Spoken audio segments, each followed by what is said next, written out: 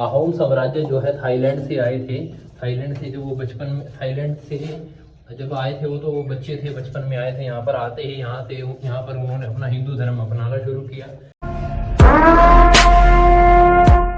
लो भाई 30 रुपये का फूल ले लिया मैंने और भगवान शंकर के लिए ये फूल हैं और उन पे इनको चढ़ाएंगे।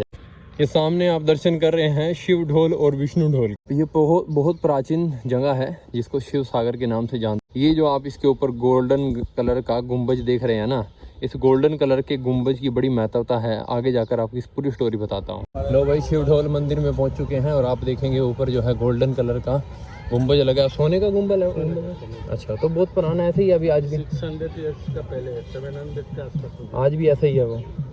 तो देख सकते हैं हाँ भाई, बहुत सुंदर नज़ारा है। साइडों में पार्क देखने को मिलेगा, सामने एक विष्णु ढोल मिलेगा, देवी ढोल मिलेगा आपको।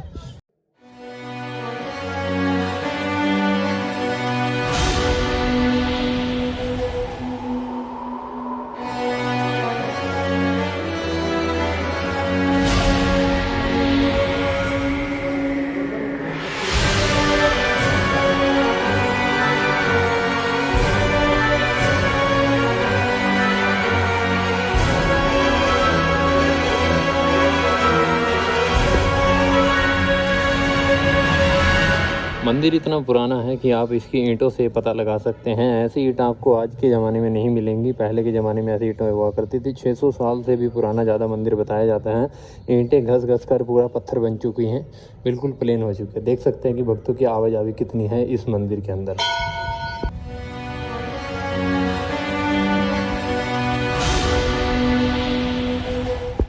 दोस्तों ब्रिटिश जब आए थे तो इस मंदिर को ध्वस्त करने की कोशिश करी। बहुत सारी मूर्तियां आपको खंडित हुई दिखाई देंगी।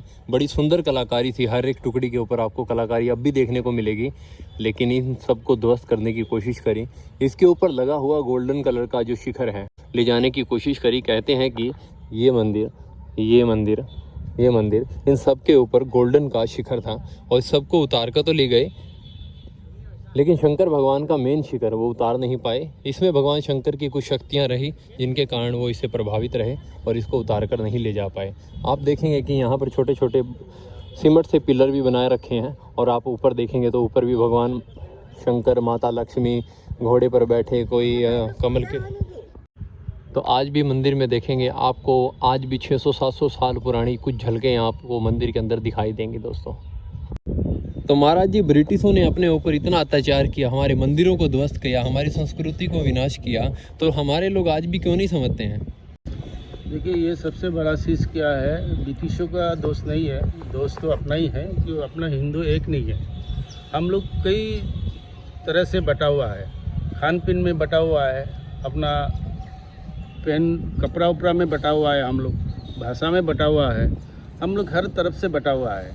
अगर जब तक हिंदू बटा हुआ रहेगा तब तक इस समाज फिर बार बार तोड़ते रहेगा।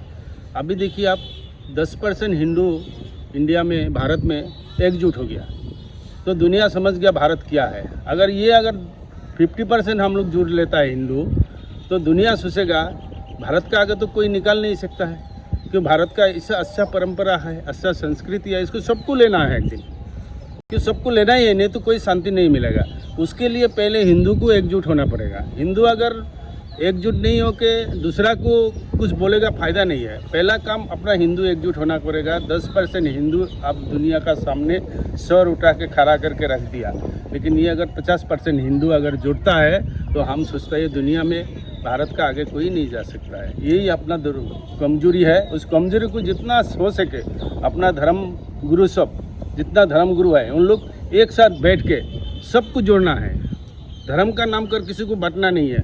उसको जो अपना धर्म का मार्गदर्शक है, धर्म का गुरु है, उन लोगों का सबसे बड़ा काम है जो उनको सबको जोड़ना है।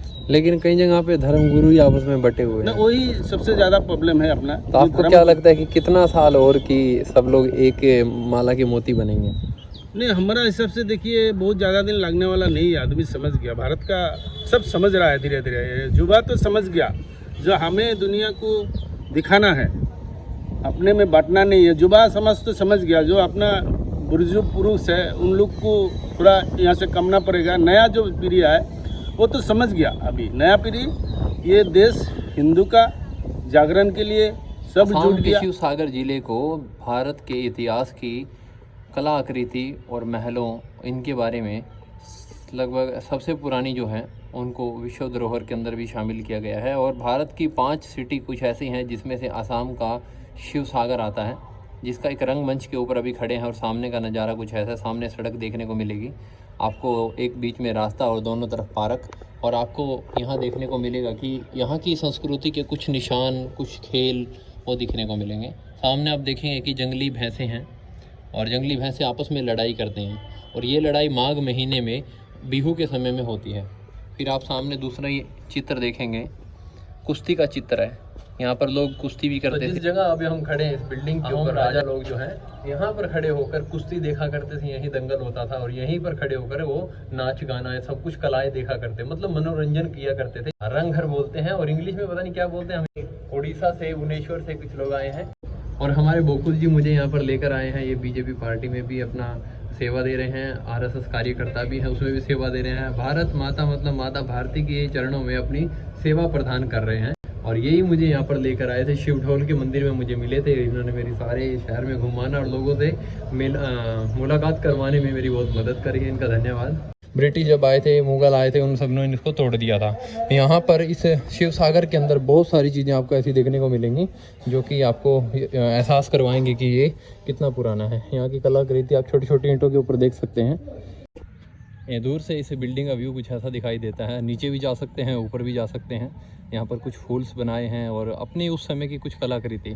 सामने आप एक और देखेंगे चित्र, जो मुर्गे का चित्र आपको देखने को मिलेगा। यहाँ पर मुर्गों की लड़ाई भी होती है और बहुत प्रसिद्ध वो लड़ाई है। आज भी माघ महीने में, माघ में होती है ना, आज भी माघ महीने में वो लड़ाई होती है। तो लोग, इतिहास बहुत गौरवशाली है क्योंकि सारा भारत में मुगल ने कुछ ना कुछ किया है सब राज्यों में, लेकिन असम में 17 बार मुगल ने सर झुका के किया है।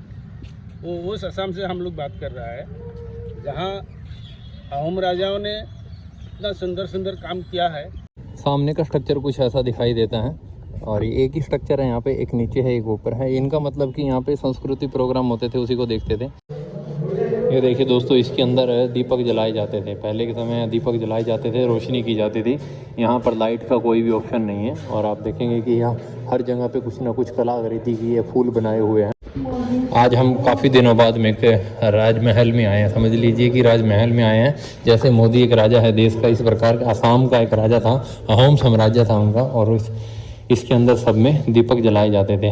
ये डिजाइन भी देते थे, इसकी खूबसूरती को भी बढ़ाते थे और यहाँ पे रोशनी भी होती थी।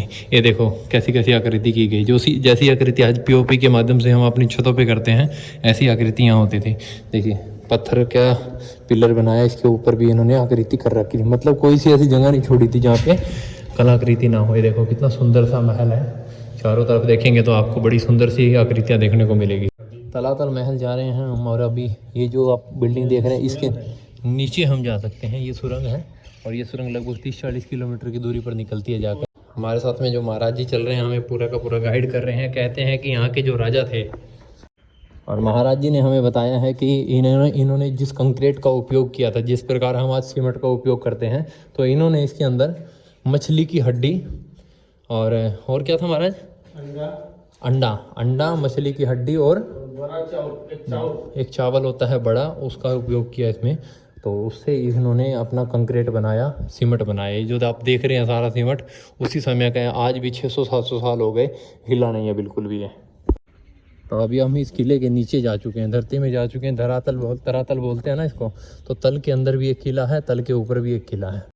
ये देखिए इतनी अच्छी इनकी आकृति थी, स्ट्रक्चर इतना अच्छा बनाया करते थे कि आप देखेंगे आने जाने का रास्ता है बुलबुलिया टाइप का है। यहाँ से देखेंगे तो वहाँ तक का आपको रास्ता तय होगा। जैसे वहाँ से एक आदमी गुजरा है, हम भी उसी रास्ते से आए थे अभी। और ये देखिए पूरा का पूरा बिल्कुल कितना सुंदर लग रहा है। ये आकृति कितनी सुंदर बनाई है, उनका स्ट्रक्चर, उनकी बनाने की कला कितनी खूबसूरत और कितनी समृद्ध हुआ करती थी।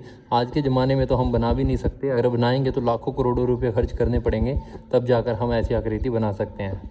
ये देखिए दूसरा आदमी हमें यहाँ से बैठा हुआ दिखाई दे रहा है। नीचे का ये स्ट्रक्चर था। हाँ ये नीचे का है, इसका नीचे भी एक स्ट्रक्चर है, वहाँ से सुरंग है।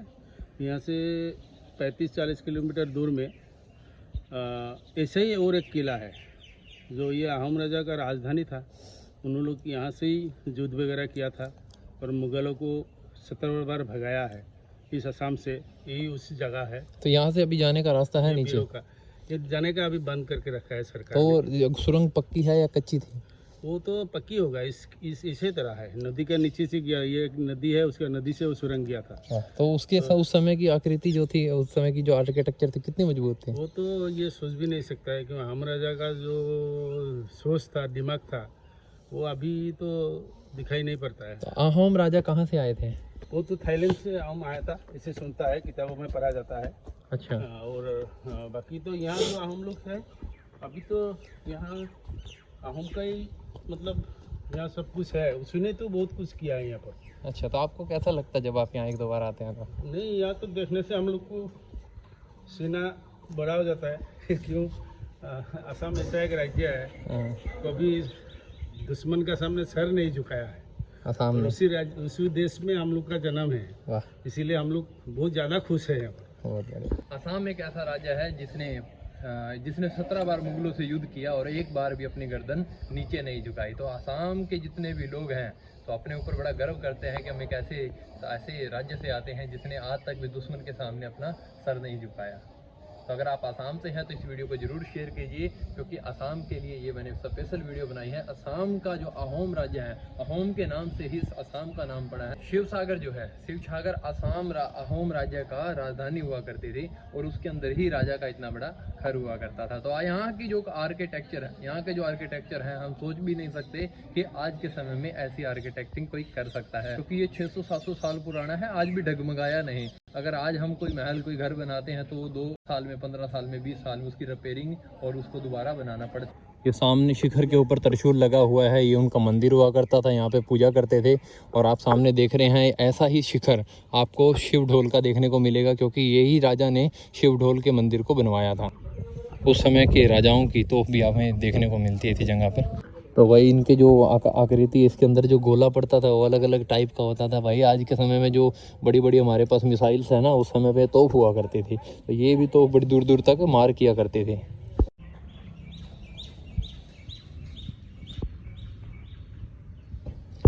सामने आप देखेंगे एक और स्ट्रक्चर आपको देखने को मिल रहा है, इसको बोलते थे गोला घर। यहाँ पर सारा तोफ ताफ का, युद्ध लड़ने का बारूद और हथियार रखे जाते थे।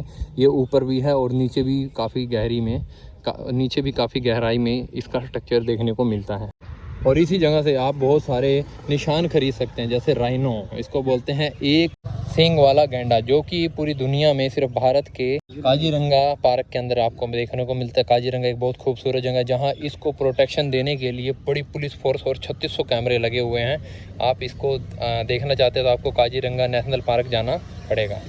और बांस के आइटम बनाने के लिए असम हमेशा से मशहूर रहा है। असम नहीं बल्कि अरुणाचल, नागालैंड, जहाँ भी जितना भी ये उत्तरी पूर्व एरिया है, सारे में बांस के स्ट्रक्चर आपको देखने को मिलेंगे। यहाँ पर एक और स्ट्रक्चर आपको देखने को मिलेगा जो कि असम की संस्कृति को दर्शाता है, एक सींग वाला गैंडा। और आप ये देखेंगे बिहू का निशान, और एक ये बाजा टाइप है, क्या बोलते हैं इसको? टेपा बोलते हैं। और ये पत्ता पीछे पीपल का पत्ता, ये ऐसा ही है ना। मैं अभी शिवसागर में हूँ, मेरा पावर बैंक भी खराब हो गया और मेरा माइक तो कई दिनों से खराब है, सेल्फी स्टिक भी नहीं है, वीडियो किससे बनाऊं, बड़ी समस्या आती है। आप लोग कहते हो कि आप खुद अपना चेहरा दिखाते हो, तो आज मैंने नया माइक खरीद लिया, नया पावर बैंक खरीद लिया। पावर बैंक भी लगभग 2000 प्लस का है और एक माइक खरीदा मैंने, ये भी लगभग काफी कीमत का है। नया माइक पोट्रोनिक्स का मुझे डीजी नेक्स्ट दुकान से मिल गया शिवसागर के अंदर। इन्होंने मेरी मदद भी करी है, मतलब इन्होंने जितना डिस्काउंट करना था अपनी तरफ से कर दिया भाई। मैंने इनको बताया कि मैं पूरे भारत में यात्रा कर रहा हूँ, तो इनकी आप दुकान पे आएंगे तो आपको काफी सारा अच्छा सामान मिलेगा, काफी बढ़िया कंपनियों का। और सीधी बात कहूँ तो मैं आपको डिस्काउंट भी अच्छा दे देंगे ये लोग। आइए इनकी दुकान से सामान खरीदिए, इन्होंने हमारी मदद करी। भारत यात्रा कर रहा हूँ, बिना पैसे से पूरे भारत की यात्रा कर रहा हूँ, तो मेरे लिए इतना सोचा तो आपके लिए कितना सोचेंगे। जय श्री राम।